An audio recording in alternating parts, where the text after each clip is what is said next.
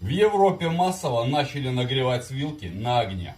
Вот для чего они это делают. Берут любые вот такие мисочки, которые мы выкидываем, одноразовые контейнеры, и нагретой вилкой потихоньку начинают проделывать сверху большое количество отверстий. Они не должны быть крупными, расстояние примерно 5 мм между ними, но их должно быть много, полностью по всей крышке, потихоньку начинаем проделывать отверстия. Если нужно, вилку. После того, как мы всю крышку сделали такими крышечками, мы берем в ту часть, насыпаем обычную соль. Соль можете брать любую, можно крупную, можно мелкую. Крупная будет лучше.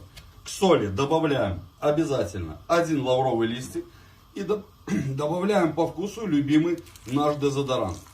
Вот таким вот образом закрываем, ставим на подоконник. У нас получается идеальный ароматизатор и отпугиватель от любых насекомых. Берите на заметку, ставьте лайки, подписывайтесь. У меня 1000 классных идей.